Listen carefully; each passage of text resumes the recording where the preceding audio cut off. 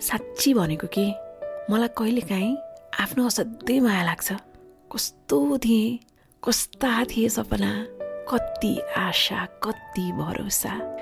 र यहाँसम्म आइपुग्दा कति त नसोचेका, कति त कल्पनै नगरेका कुराहरू भोग्न पाइयो, देख्न पाइयो।